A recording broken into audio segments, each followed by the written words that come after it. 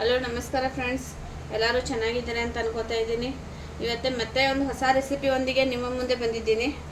Friends, ಇವತ್ತು ನಾನು ನಮ್ಮ ಉತ್ತರ ಕರ್ನಾಟಕದ ಈಜಿ ರೆಸಿಪಿಯೊಂದಿಗೆ ಬಂದಿದ್ದೀನಿ.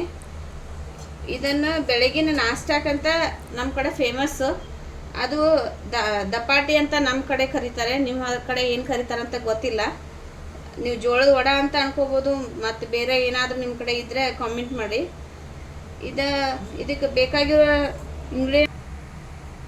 ಇದಕ್ಕೆ ಬೇಕಾಗಿರುವುದು ಜೋಳದ ಹಿಟ್ಟು ಒಂದು ಬಟ್ಲ, ಗೋಧಿ ಹಿಟ್ಟು ಒಂದು ಬಟ್ಲ, ಅರ್ಧ ಕಪ್ ಕಡಲೆ ಹಿಟ್ಟು, ಒಂದು ಬಟ್ಟಲ ಮೆಂತ್ಯ ಸೊಪ್ಪು, ಈರುಳ್ಳಿ 2 ಈರುಳ್ಳಿ ತೊಗೊಂಡಿವಿ.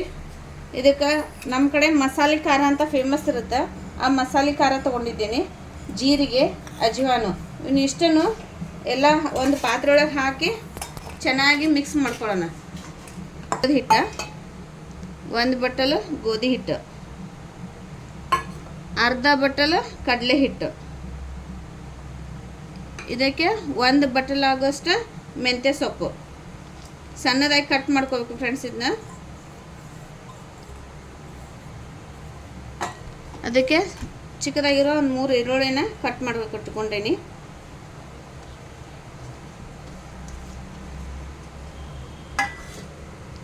ಇದಕ್ಕೆ 1 ಟೀ ಸ್ಪೂನಷ್ಟು ಅಜ್ವಾನ, 1 ಟೀ ಸ್ಪೂನ್ದಷ್ಟು ಜೀರಿಗೆ.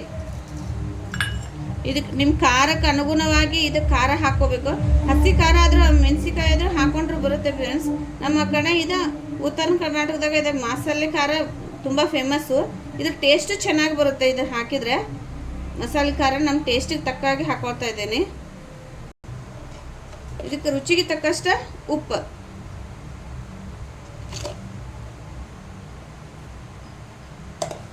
ಹಾಕಿಂದು ಚೆನ್ನಾಗೆಲ್ಲ ಮಿಕ್ಸ್ ಮಾಡ್ಕೊಂಡು ಫ್ರೆಂಡ್ಸ್. ನೋಡಿ ಫ್ರೆಂಡ್ಸ್, ಈ ಥರನಾಗೆಲ್ಲನೂ ಚೆನ್ನಾಗಿ ಮಿಕ್ಸ್ ಮಾಡ್ಕೊಂಡಿನಿ. ಇದೀಗ ಸ್ವಲ್ಪ ನೀರು ಹಾಕಿ ಕಲಿಸ್ಕೊಳ್ಳೋಣ.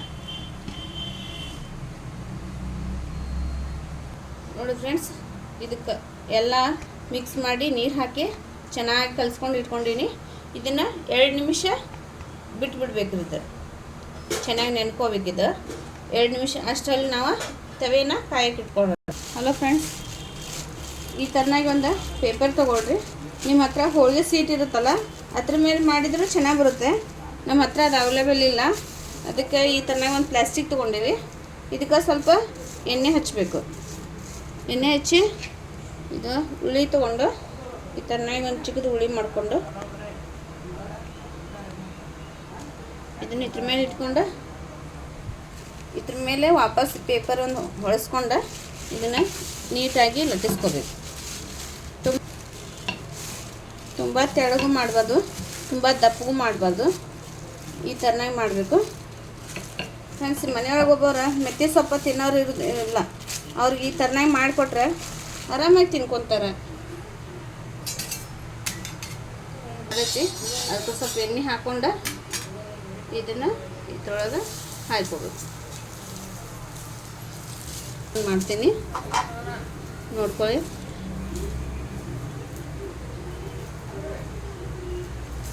ಈ ಥರ ಸ್ವಲ್ಪ ದಪ್ಪ ಒಂದು ಉಳ್ಳಿ ತೊಗೊಂಡು ಇದು ಪೇಪರ್ಗೆ ಸ್ವಲ್ಪ ಎಣ್ಣೆ ಹಚ್ಕೊಂಡು ಅದ್ರ ಮೇಲೆ ಇಟ್ಕೊಳ್ಳೋದು. ಆಮೇಲೆ ವಾಪಸ್ ಮತ್ತೊಂದು ಪೇಪರ್ ಇಟ್ಕೊಂಡು ಇದನ್ನು ಚೆನ್ನಾಗಿ ಲಟ್ಟಿಸ್ಕೋಬೇಕು.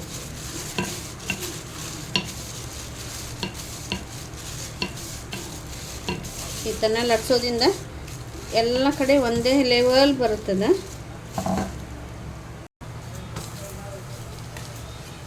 ನೋಡಿ ಫ್ರೆಂಡ್ಸ್, ಈ ಥರನಾಗಿ ಆಗಬೇಕಿದೆ.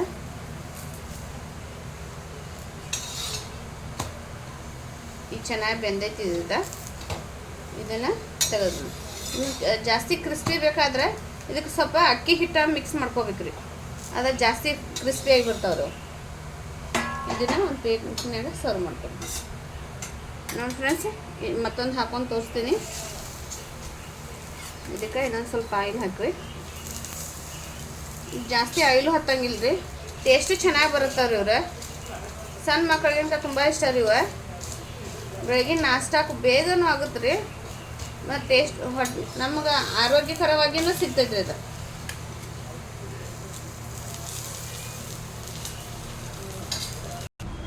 ನೋಡಿ ಫ್ರೆಂಡ್ಸ್, ಈ ಥರನಾಗ ರೆಡಿ ಆಯಿತು. ಇದಕ್ಕೆ ಕಾಂಬಿನೇಷನ್ ಆಗಿ ಮೊಸರು ಇಲ್ಲಾಂದ್ರೆ ಕಾಯಿ ಚಟ್ನಿ ಚೆನ್ನಾಗಿರುತ್ತೆ ರೀ. ಅಂದರೆ ಮೊಸರು ಅಂದರೆ ಏಕ್ದಮ್ ಟೇಸ್ಟಾಗಿರ್ತದೆ ರೀ. ಮತ್ತು ಈ ಬೇಸಿಗೆ ದಿನದಾಗ ತಂಪು ಶರೀರಕ್ಕೆ ಆಗ್ತದೆ, ಅದಕ್ಕೆ ಮೊಸರು ಹಚ್ಕೊಂಡ್ರೆ ಏಕ್ದಮ್ ಟೇಸ್ಟಿ ಬರುತ್ತೆ ರೀ. ನೋಡಿ ಫ್ರೆಂಡ್ಸ್, ಮಾಡಿಕೊಂಡು ಟೇಸ್ಟ್ ನೋಡಿ ಹೇಗಾಗಿದೆ ಅಂತ ಕಾಮೆಂಟ್ ಮಾಡಿರಿ.